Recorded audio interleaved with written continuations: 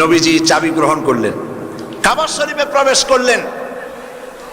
এবার দেখেন ক্ষমতা কাকে বলে, পাওয়ার কাকে বলে, রাষ্ট্রীয় ক্ষমতা কাকে বলে। আল্লাহর নবী তার ভেতরে প্রবেশ করে হাতে একখানা লাঠি ছিল, 360টি মূর্তি, মূর্তিগুলির মাথার উপরে লাঠি দিয়ে আঘাত এনে এনে নবীজি বললেন, কুল জাআল ওয়া যাহাবাল বাতিল ইন্নাল বাতিলা কানা যাহুকা।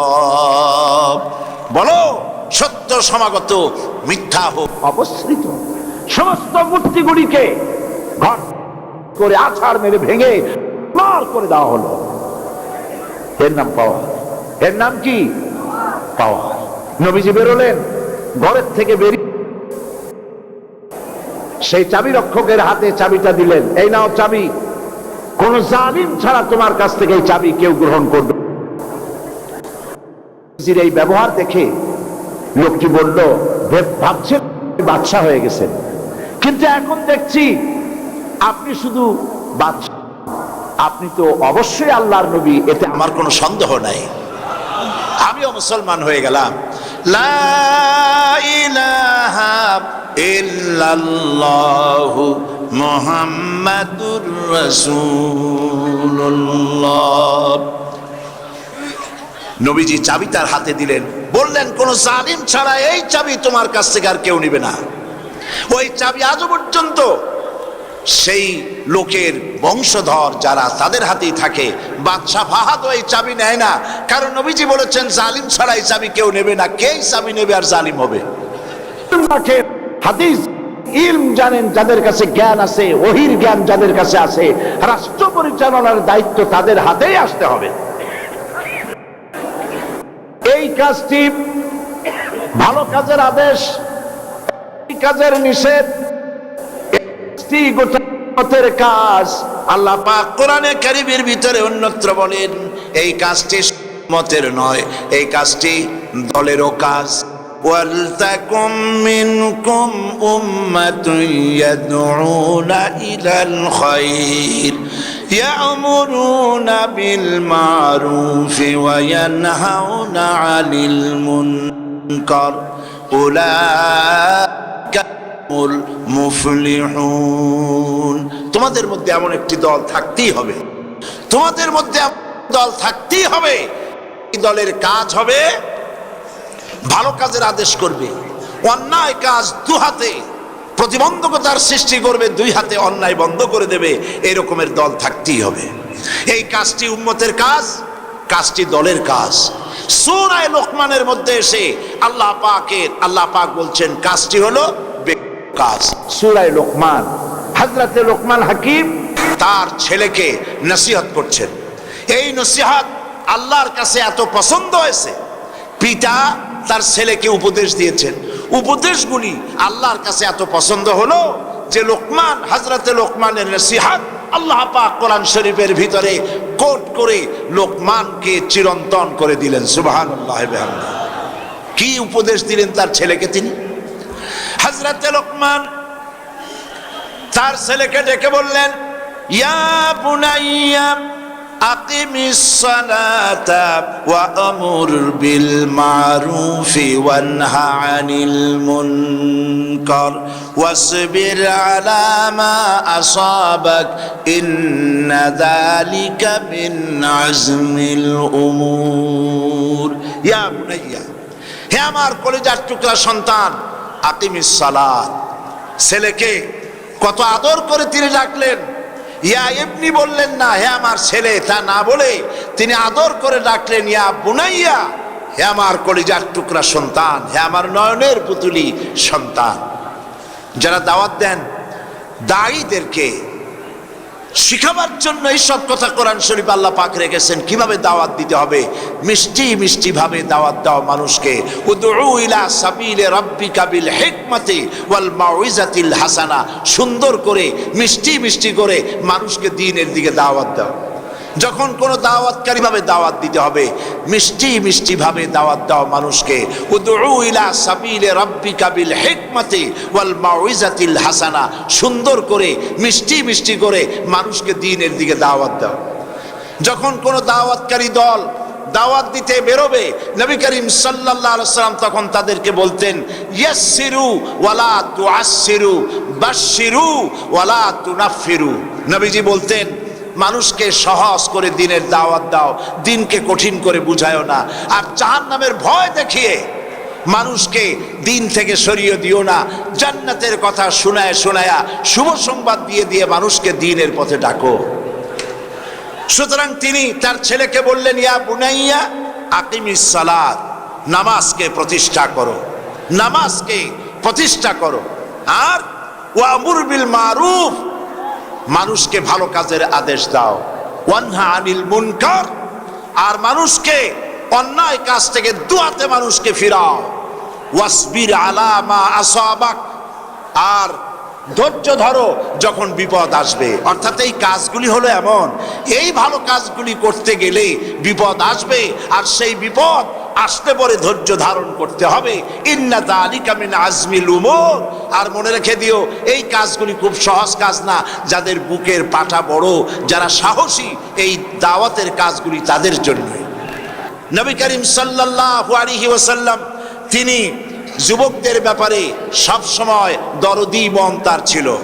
একবার এক মাহফিলের ভিতরে নবীজি বক্তব্য রাখছেন, দেখা গেল হযরতে জারীর রাদিয়াল্লাহু তাআলা বসার জায়গা পান নাই, তিনি এক কোণায় দাঁড়িয়ে আছেন। আল্লাহর নবী দৃষ্টি সেদিকে পড়ল। নবীজি তখন যুবকের দিকে তাকিয়ে নিজের গায়ের চাদর মোবারক তার দিকে ফিকে মারলেন আর বললেন, ইজলিস ইয়া জারীর, হে জারীর তুমি আমার চাদরের উপরে বসো। হযরতে জারীর নবীজির চাদর হাতে তুলে নিয়া দুই হাতে বুকের সাথে জড়ায় নিলেন। ফাকাব্বালাহা জারীর ওয়া দাম্মাহা ইলাই, তিনি নবীজির চাদরকে বুকের সাথে জড়ায় ধরে চাদরের উপরে চুমা খাইতে লাগলেন আর বলতে লাগলেন, আকরামতানি আকরামাকাল্লাহ কামা আকরামতানি ইয়া রাসূলুল্লাহ, হে রাসূল আপনি আমাকে সম্মানিত করেছেন, আপনার সম্মান আল্লাহ রাব্বুল আলামিন আরো বাড়াইয়া দিন। যুবকরা, যুবকদের টার্গেট ছিল, তারাই ছিল, তরুণরাই ছিল হযরতে লোকমানের টার্গেট, উদ্দেশ্য। তাই তিনি দরদ করে তাদেরকে দাওয়াত দিয়েছিলেন। নবী করিম সাল্লাল্লাহু আলাইহি ওয়াসাল্লাম তিনি বলেছেন, উসিকুম বিশ-শাবাবি খায়রা ফাইন্নাহুম আরাক্কু আফইদা লাকাদ বাসানি আল্লাহু বিল হানাফিয়্যাতি সামহা ফাহালাফানি আশ-শাবাব ওয়া খালাফানি আশ-শুয়ুখ। হযরতে নবী করিম সাল্লাল্লাহু আলাইহি ওয়াসাল্লাম বলছেন, আমি তোমাদেরকে নসিহত করছি, তোমরা যেন তোমাদের যুবকদের ব্যাপারে তোমরা অত্যন্ত দরদি মনে হবা, তাদেরকে ভালোবাসবে। কারণ আমি এসেছি পৃথিবীর বুকে, আমি এসেছি উদার পন্থা নিয়ে। তোমরা যুবকদেরকে মহব্বত করবে, যুবকদেরকে ভালোবাসবে। আমার এই দ্বীনকে, আল্লাহর দ্বীনকে জমিনে প্রতিষ্ঠা করার জন্য আমাকে সাহায্য করেছে যুবকেরা, আর আমাকে সবচাইতে বাধা দিয়েছে বুড়োরা। কারা বাধা দিয়েছে? বৃদ্ধরা। আর সাহায্য করেছে কারা? যুবকেরা। আল্লাহ পাক বলছেন, আমি যদি, মোমেনরা যদি ক্ষমতায় যায়, দিনদার ইমানদার লোকেরা যদি ক্ষমতায় যায়, তাহলে তারা 4 দফা কাজ করে। বলুন কয় দফা কাজ করে? 4 দফা কাজ, 4খানা কাজ তারা করে। 1 নম্বরে আল্লাযীনা মাক্কান্নাহুম ফিল আরদ আকামুস সালাত, তারা নামাজ প্রতিষ্ঠা করে, তারা যাকাত আদায় করে। নামাজ, নামাজ মুসলমানদের শ্রেষ্ঠ ইবাদত হলো নামাজ। সূরা বাকারার যে আয়াতটি আমি আলোচনা করেছিলাম, উদখুলু ফিস সিলমি কাফা, ইসলামের মধ্যে পরিপূর্ণ দাখিল হয়ে যাও। ইসলামের মধ্যে পরিপূর্ণ হওয়ারও শর্ত হচ্ছে নামাজ। প্রথম শর্ত কি? নামাজ। একজন অমুসলিম যখন ইসলাম কবুল করে, তখন তার প্রথম কাজ কি? বলুন সবাই, নামাজ। এই নামাজ হযরতে মূসা আলাইহিস সালামের কাছে আল্লাহ রাব্বুল আলামিন যে ওহী নাজিল করলেন সে ওহীটাই ছিল নামাজ। আল্লাহ পাক বলছেন ইন্নানি আনাল্লাহ, নিশ্চয়ই আমি আল্লাহ, লা ইলাহা ইল্লা আনা, আমি ছাড়া কোনো ইলাহ নাই, ফাবুদনি, অতএব আমার ইবাদত করো, ওয়া আকিমিস সালাতা লিযিকরি, আর আমার শরণার্থে নামাজ কায়েম করো। নামাজ, এই নামাজ হলো জীবনের শ্রেষ্ঠ ইবাদত। কোরআন শরীফের মধ্যে আল্লাহ পাক নামাজের কথা 82 বার বলেছেন। আমার দেশে তো মুসলমান এমন বহুত আছে, ওয়াজ শোনার জন্য, তাফসীর শোনার জন্য মুসলমানের অভাব নাই, কিন্তু নামাজ পড়ার মুসলমানের যথেষ্ট অভাব আছে। ঠিক কিনা বলেন? ঠিক কিনা বলেন?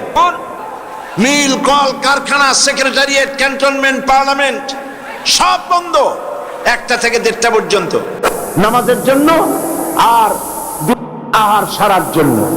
5 ওয়াক্ত নামাজ যদি এইভাবে গভর্নমেন্ট করে আর সেই অর্ডার অনুযায়ী মুসলমানেরা যদি 5 ওয়াক্ত নামাজ সঠিকভাবে আদায় করে, চিন্তা করেন, থানায় আজান হয়েছে, দারোগা সাহেবের ইমামতিতে পুলিশেরা দাঁড়ায় গেল নামাজের জামাতে, এসপির ইমামতিতে নামাজ পড়তেছে সেই অফিসের সমস্ত অফিসারেরা, স্বরাষ্ট্রমন্ত্রীর ইমামতিতে তার মন্ত্রণালয়ের লোকেরা জামাতে নামাজ আদায় করতেছে। কি অবস্থা হয় তাহলে?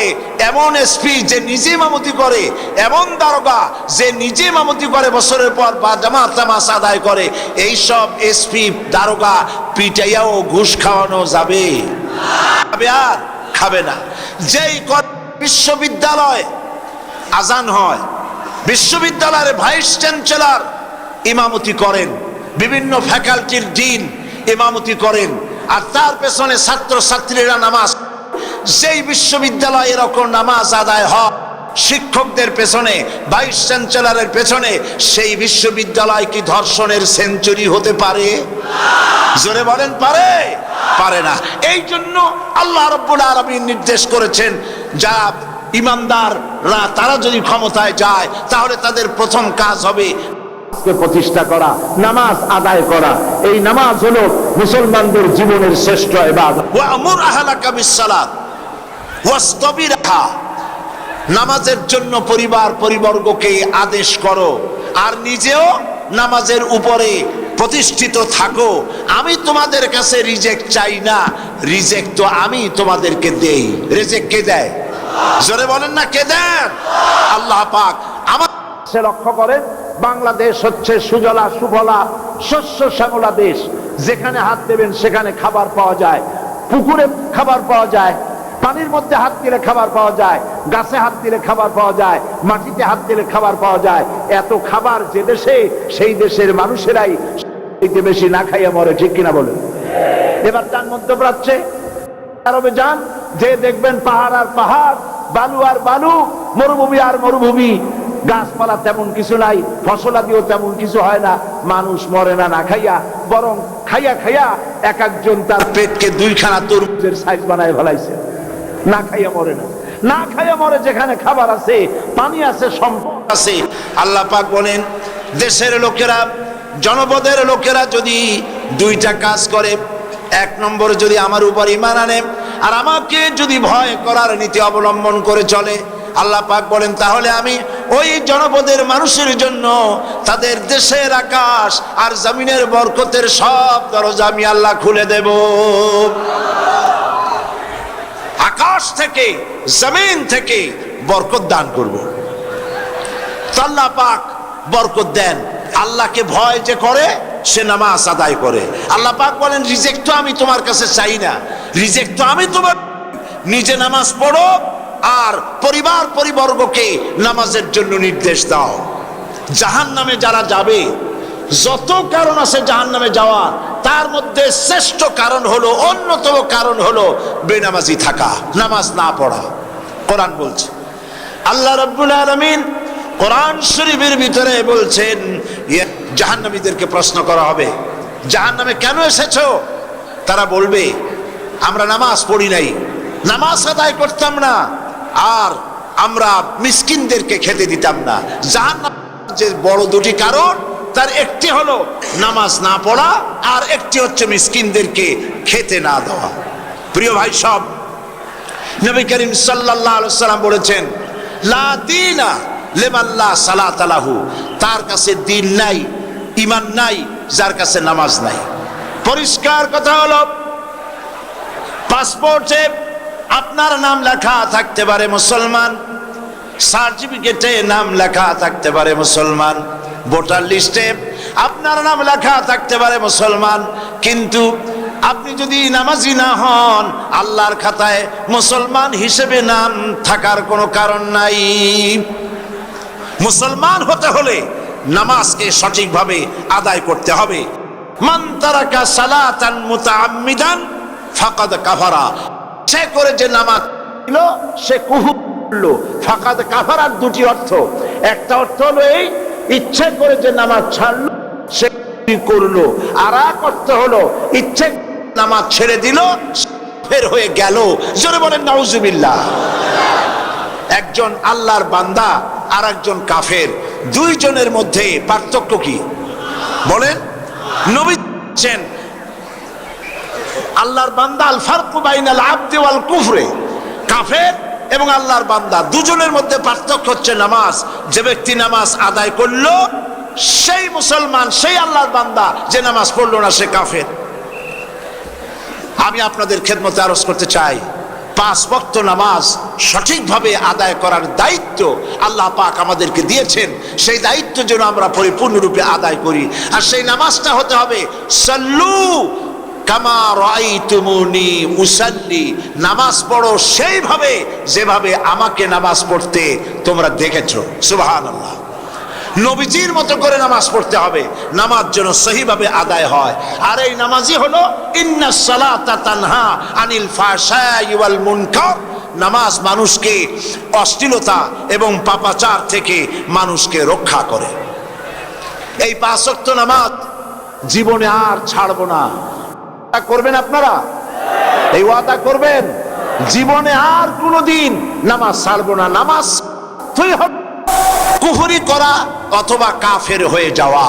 তাহলে আমরা ওয়াদা করি, দুহাত উঁচু করে বলেন, ইয়া আল্লাহ, তোমার পবিত্র নামে কসম করি, শপথ করি, ওয়াদা যতদিন পর্যন্ত মালাকুল মউত আমার মাথার কাছে না আসতেছে ততদিন পর্যন্ত ফরজ নামাজ, ফরজ রোজা, শরীয়তের ওজর ছাড়া আর ছেড়ে দেব না, আর ছেড়ে দেব না, আর ছেড়ে দেব না।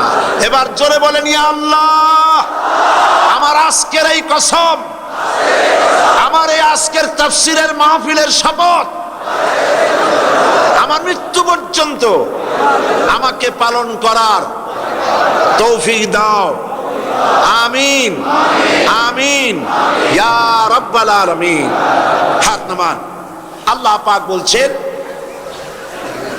আল আমরু বিল মারুফ ওয়া নাহয়ু আনিল মুনকার, ভালো কাজের আদেশ, অন্যায় কাজ বন্ধ করার এই দায়িত্ব উম্মতের, এই দায়িত্ব দলের, এই দায়িত্ব ব্যক্তির, এই দায়িত্ব হচ্ছে রাষ্ট্রের। রাষ্ট্র যদি ঈমানদারদের হাতে পড়ে, কয়টা কাজ করে তারা? আল্লাযীনা ইম্মাক্কান্নাহুম ফিল আরদ আকামুস সালাত ওয়া আতাউজ যাকাত ওয়া আমারু বিল মারুফি ওয়া নাহাউ আনিল মুনকার। নামাজকে প্রতিষ্ঠা করবে, যাকাত আদায় করবে, ভালো আদেশ করবে, আর অন্যায় কাজ দুহাতে বন্ধ করে দেবে। এটা হলো দায়িত্ব। মুসলমান ঈমানদারদের দায়িত্ব হলো যে তারা ভালো কাজের আদেশ করবে, অন্যায় কাজকে নিষেধ করবে। ভালো কাজের আদেশ আর অন্যায় কাজের নিষেধ, এই কাজ করেছিলেন নবী করিম সাল্লাল্লাহু আলাইহি ওয়াসাল্লাম। মুহাম্মদুর রাসূলুল্লাহ, সবাই বলেন সাল্লাল্লাহু আলাইহি ওয়াসাল্লাম, তিনি এই কাজটি পরিপূর্ণরূপে করলেন। এই কাজ করার পর তিনি ইন্তেকাল করলেন। এই কাজের সুফল আমারু বিল মারুফ ওয়া নাহয়ু আনিল মুনকার, ভালো কাজের আদেশ, অন্যায় কাজের নিষেধ করলে ফলটা কি হয় তা কি শুনবেন না চোখে দেখবেন? দেখতে চান? তাহলে ইতিহাসের পাতার দিকে তাকান। হযরত নবী করিম সাল্লাল্লাহু আলাইহি ওয়াসাল্লাম ইন্তেকাল করেছেন। হযরত নবী করিম সাল্লাল্লাহু আলাইহি ওয়াসাল্লাম ইন্তেকাল করেছেন। এখন ক্ষমতায় এসেছেন আবু বকর রাদিয়াল্লাহু তাআলা আনহু। হযরত আবু রাদিয়াল্লাহু তাআলা আনহু ক্ষমতায় এসে তিনি বিচারপতি বানায় দিলেন হযরত ওমর রাদিয়াল্লাহু তাআলা আনহুকে। হযরত ওমর রাদিয়াল্লাহু তাআলা আনহু তিনি আজকে বিচারপতি। 1 বছর বিচার কার্য পরিচালনা করলেন। 1 বছর পর ঐতিহাসিকরা লিখছেন, ফামাকাসা আমান কামিলান ফালাম ইয়াখতাসিম ইলাইহি ইসনান। 1 বছর চলে গেল, বিদায় হয়ে গেল। হযরত ওমর রাদিয়াল্লাহু তাআলা আনহুর বিচারালয়ে 2টা লোক এরকম এলো না যে একজন আরেকজনের বিরুদ্ধে কোনো মামলা দায়ের করার জন্য কেউ হযরত ওমরের দরবারে আসলো না। সুবহানাল্লাহ বলবেন না? সুবহানাল্লাহ বলবেন না? পৃথিবীতে আছে এরকম কোন দেশ যেখানে 1 বছর কোনো মামলা দায়ের হয় না? হযরত ওমর এলেন নবী করিম সাল্লাল্লাহু আলাইহি ওয়াসাল্লামের, হযরত ওমর এলেন আবু বকর রাদিয়াল্লাহু তাআলা আনহুর কাছে। এসে বললেন, মা হাজাতাবি ইনদা কওমিন মুমিনিনা ইয়া খলিফাতা রাসূলিল্লাহ সাল্লাল্লাহু আলাইহি ওয়াসাল্লাম। হে রাসূল, খলিফা হযরত আবু বকর, এই জাতির কাছে বিচারকের দরকারটা কি? উনি জিজ্ঞেস করলেন, কারণ কি, একথা কেন বলো? তিনি বললেন, আমি 1 বছর পর্যন্ত বিচারালয় বসে থাকলাম, সকালে আসি বিকালে যাই, 1 বছরের ভিতরে একটা লোকও আমার কাছে আসলো না একটা মামলা নিয়ে। তো যেতে সেখানে বিচারকের দরকার কি? হযরত আবু বকর প্রশ্ন করলেন, তোমার কাছে বিচার চাইতে কেউ আসলো না কেন, এ ব্যাপারে তোমার ধারণা কি? হযরত ওমর বলেন, ইয়া খলিফা, হে আল্লাহ রাসূলের খলিফা, আমার ধারণা হচ্ছে 1 বছরের ভিতর বিচার আমার কাছে কেউ চাইতে আসলো না, তার কারণ দীনুহুমুন নাসিহা। এই কওম, এই জাতির দিন হচ্ছে ভালোবাসা। এ জাতি, এ মুসলিম জাতি একজন আরেকজনকে ভালোবাসে, কল্যাণ কামনা করে, প্রত্যেকের কল্যাণ কামনা করে। একে অপরের কল্যাণ কামনা করলে সেখানে কি মারামারি হয়, মামলা মোকদ্দমা হয়? দীনুহুমুন নাসিহা ওয়া মানহাজুহুমুল কুরআন। আর তাদের মানহাজ, তাদের সংবিধান, তাদের উদ্দেশ্য, তাদের লক্ষ্য আল্লাহর কোরআনের রাজ কায়েম করা। আল্লাহর কোরআন হচ্ছে তাদের সংবিধান। আর 1 বছরের ভিতর একটা মামলা আসে নাই, কারণ দীনুহুমুন নাসিহা। এই জাতির দিন হচ্ছে পরস্পরকে ভালোবাসা। ওয়া আমালুহুম আল আমরু বিল মারুফ ওয়া নাহাউ আনিল মুনকার। আর তাদের আমল হলো একজন আরেকজনকে ভালো কাজের আদেশ দেয় আর অন্যায় কাজ দুহাতে ফিরায়। কথা বুঝতে পেরেছেন? অন্যায় কাজ বন্ধ করে দেয়। ওয়াইদা মারিদু আহাদুহুম আদুহু। যখন এদের মধ্যে কেউ অসুস্থ হয় তাহলে তখন তারা সকলে তাকে সেবা শুশ্রূষা করে। ওয়াইজা ইফতাকারা নাসারুহু। আর যখন তাদের মধ্যে কেউ ফকির হয়ে যায়, গরিব হয়ে যায়, তখন তাদের সাহায্য করার জন্য লোকেরা এগিয়ে আসে। ফামাদা ইয়াখতাসিমুনা ইলাইয়া ইয়া খলিফাতা রাসূলিল্লাহ সাল্লাল্লাহু আলাইহি ওয়াসাল্লাম। এই যখন অবস্থা, তখন কোন দুঃখে আমার কাছে মামলা নিয়ে লোকেরা এসে হাজির হবে? এই জন্যই আমার কাছে মামলা নিয়ে কেউ আসে না। এই জন্য কাজটি হলো আমারু বিল মারুফ ওয়া নাহু আনিল মুনকার। এই কাজটা করলেই জমিনে শান্তি প্রতিষ্ঠা হবে, দেশ সুখী হবে, সমৃদ্ধশালী হবে। আলহামদুলিল্লাহ বলি। দেখুন, নবী করিম সাল্লাল্লাহু আলাইহি ওয়াসাল্লাম বলছেন, ফাওয়াল্লাযী নাফসি বিয়াদিহি লা তা'মুরুন্না বিল মারুফ ওয়া লা তানহাউন্না আনিল মুনকার।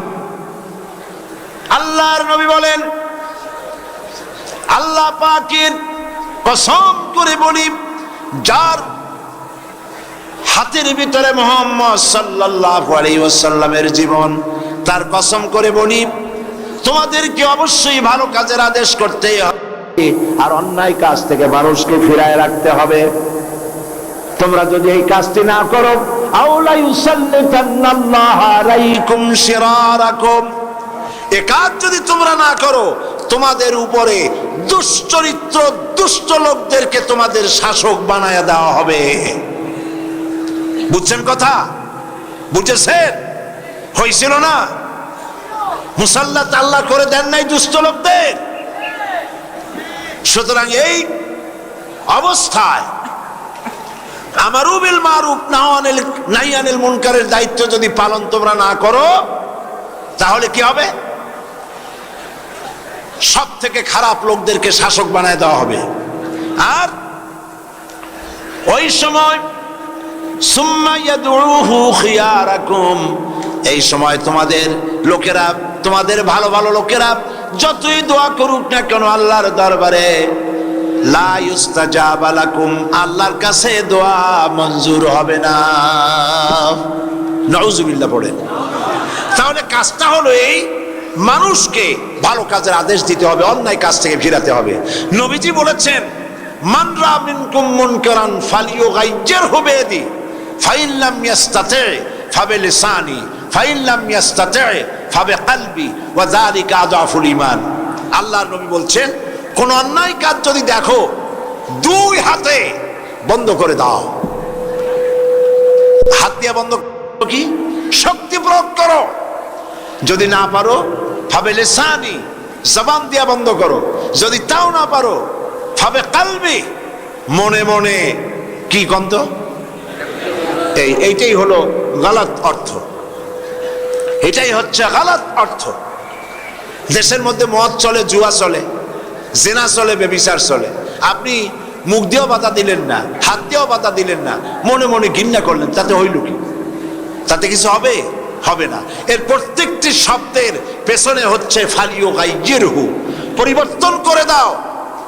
হাত দিয়ে পরিবর্তন করে দাও, কথা বলে পরিবর্তন করে দাও, অন্তর দিয়ে। অন্তর দিয়ে কিভাবে?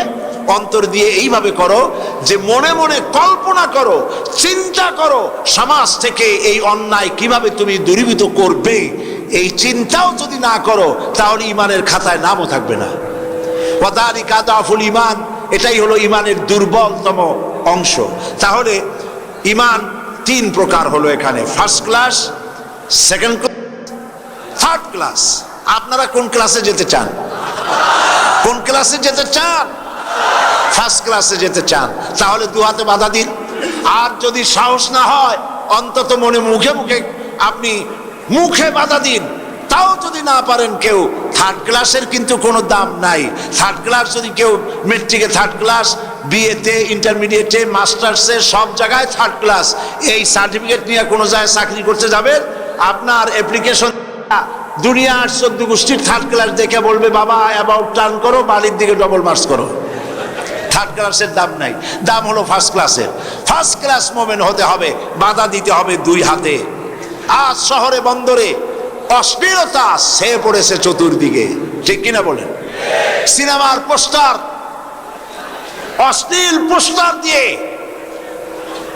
সে আছে শহর বন্দর, মোমেনারা দেখে আর হেঁটে যায়।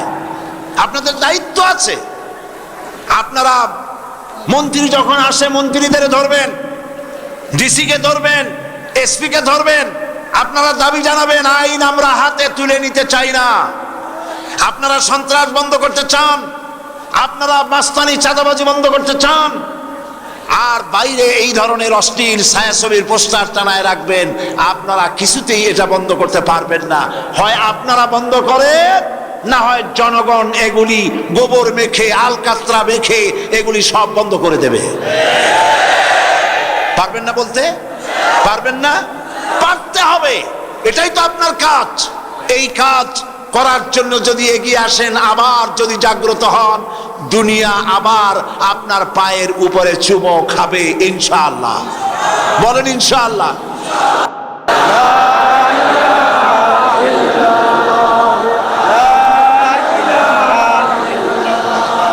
লা ইলাহা ইল্লাল্লাহ, লা ইলাহা ইল্লাল্লাহ, লা ইলাহা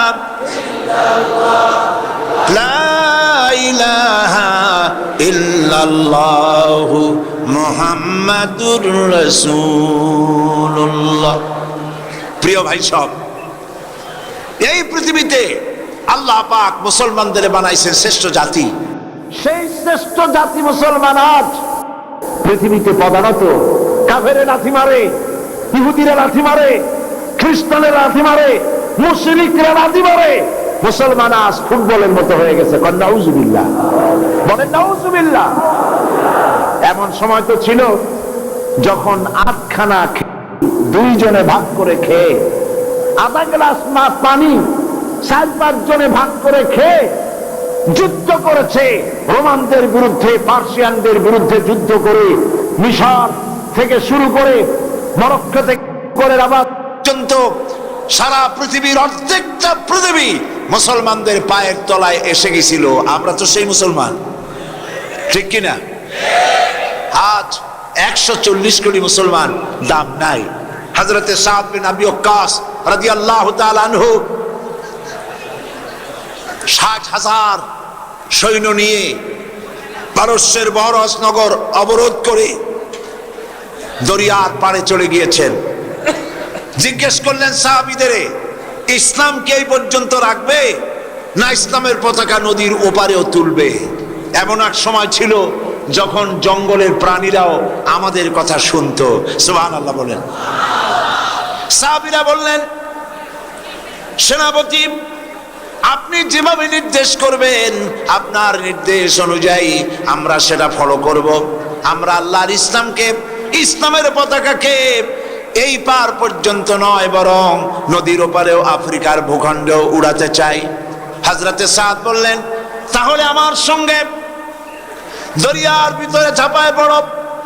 অন্ধকার রাত, তরঙ্গমালা, উত্তাল তরঙ্গমালার উপর দিয়ে হযরতে সাদ 60,000 সাহাবী নিয়ে, মুসলমানদের নিয়ে ঝাঁপায় পড়লেন নদীর বুকে, আর বললেন আমার সাথে পড়ো, নাস্তাইনু বিল্লাহি ওয়া নাতাওয়াক্কালু আলাইহি হাসবুনাল্লাহু নি'মাল ওয়াকিল নি'মাল মাওলা ওয়া নি'মান নাসীর। অন্ধকার রাতে উত্তাল তরঙ্গমালার মধ্য দিয়ে ঘোড়ায় সওয়ার হয়ে উচ্চ বাহিনী আর অশ্বারোহী সাহাবায়ে কেরাম নদীর ওপারে চলে গেলেন। বিশ্বকবি আল্লামা ইকবাল বলেন, দস্ত দস্ত হ্যায়, দস্ত দস্ত হ্যায়, দরিয়া ভি না ছোড়ে হাম, দস্ত দস্ত হ্যায়, दरिया भी न छोड़े हमने, बहरे जुल्मत पे दौड़ा दिए घोड़े हमने। প্রান্তর তো প্রান্তর, অন্ধকার রাতে উত্তাল তরঙ্গমালার উপর থেকে ঘোড় সওয়ার হয়ে আমরা আফ্রিকার ভূখণ্ডে ইসলামের পতাকা উড্ডীন করেছি। আমরা সেই মুসলমান। দরিয়া পাড়ি দিয়ে মুসলমানেরা চলে গেল। একটা ঘোড়া, একটা উট হারায় গেল না, একজন সাহাবীও পানিতে ডুবে গেলেন না। ওপারে যাওয়ার পর কাফের সরকার বুঝতে পারলো যারা তারা ইসলামকে প্রচার করার জন্য এসেছে, বলল এদেরকে জঙ্গলের পাশে থাকতে দাও, জঙ্গলি প্রাণীরা তাদের খেয়ে শেষ করে দেবে, যুদ্ধ করা লাগবে না। হযরতে সাদ এই ব্যাপার বুঝতে পারলেন। তিনি তার সঙ্গীদের বললেন, একটা মঞ্চ তৈরি করো। একটা মঞ্চ তৈরি করা হলো। মঞ্চের উপরে দাঁড়িয়ে হযরতে সাদ জঙ্গলের দিকে ফিরে ঘোষণা করলেন, ইয়া আইয়াতুহাল হাশারাতু ওয়াসসিবাউ নাহনু আসহাবু রাসূলুল্লাহ সাল্লাল্লাহু আলাইহি ওয়াসাল্লাম ফারজিউ ফাইন্না নাজিলুন ফামান ওয়াজাদনা বা'দাহু কাতালনাহু। হে জঙ্গলের হিংস্র প্রাণীরা, আমরা রাসূলুল্লাহর সাহাবী, ইসলাম প্রচার করার জন্য এসেছি। আজকে রাত এখানে কাটাবো। আমাদের নিরাপত্তার জন্য এই জঙ্গলের ভেতরে যত হিংস্র পশু আছো সব বেরিয়ে যাও। আমার এই ঘোষণার পর যদি কোনো হিংস্র প্রাণীকে যদি এখানে আমাদের সামনে পাই, তরবারি দিয়ে তার ফয়সালা করা হবে। জঙ্গলি মানুষগুলি, আফ্রিকার মানুষেরা চিন্তা করতে লাগলো, এ পাগলেরা কয় কি? পাগলদের কথা, মানুষের কথা জঙ্গলি প্রাণীতে শুনবে নাকি? তারা দেখতে পেল, তাদের সকলের চক্ষুকে অবাক করে দিয়ে দেখা গেল জঙ্গলের ভিতর থেকে বাঘের লাইনে বাঘ, সাপের লাইনে সাপ, সিংহের লাইনে সিংহ, যার যার লাইনে যার যার আন্ডা বাচ্চা মুখে করে নিয়া জঙ্গলের এই প্রান্ত থেকে অপর প্রান্ত পর্যন্ত এই এলাকা ছেড়ে চলে গেল।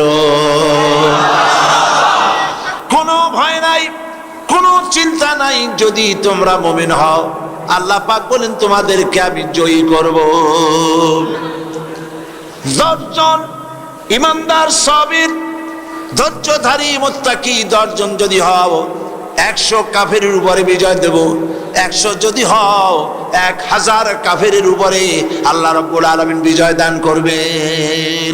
এটি আল্লাহ পাকের ওয়াদা। 3000 সাহাবীদের নেতৃত্ব নিয়ে মুতার প্রান্তরে লড়াই করলেন।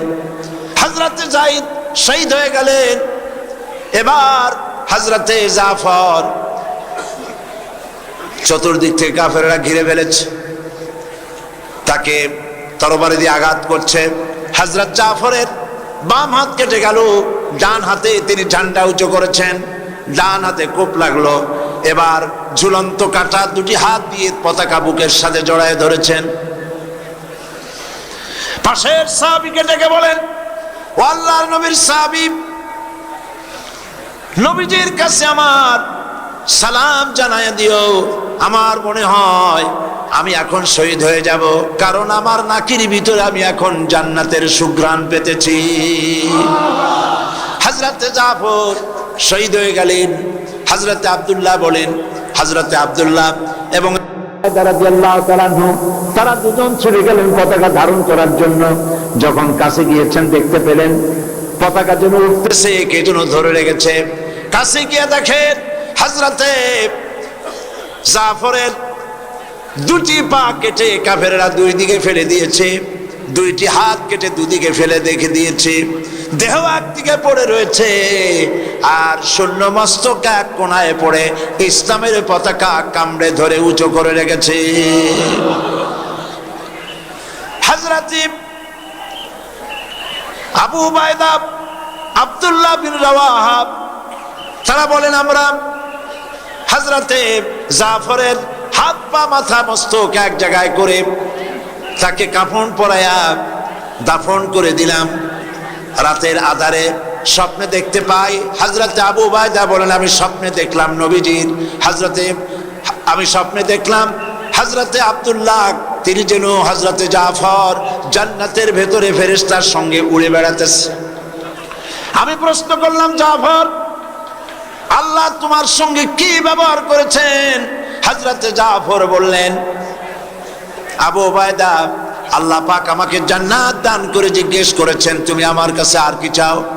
আমি বলেছি আল্লাহ রাব্বুল আলামিন আমি আর কিচ্ছু চাই না, আমি চাই আর একবার দুনিয়ায় আমাকে পাঠায় দাও, কাফেরদের বিরুদ্ধে দিন প্রতিষ্ঠার জন্য লড়াই করে আবার আমার এই জীবনটা দিয়ে আসি। দিন কায়েমের জন্য, ইকামতে দ্বীনের জন্য এইভাবে সাহাবায়ে কেরাম জীবন দিয়েছেন। নবীজি দান্দান মোবারক শহীদ করে দিয়েছেন, তাদের রক্তের উপরে ইসলাম প্রতিষ্ঠিত হয়েছে এবং এ পর্যন্ত। প্রিয় ভাইয়েরা, মুসলমানদের জন্য প্রয়োজন ঐক্যবদ্ধভাবে আল্লাহর দ্বীন কায়েমের জন্য এগিয়ে আসা। আর যতদিন পর্যন্ত আল্লাহর দ্বীন কায়েম না হচ্ছে ততদিন পর্যন্ত শান্তি আসবে না। সন্ত্রাস তো বন্ধ হবে না, দুর্নীতি তো বন্ধ হবে না।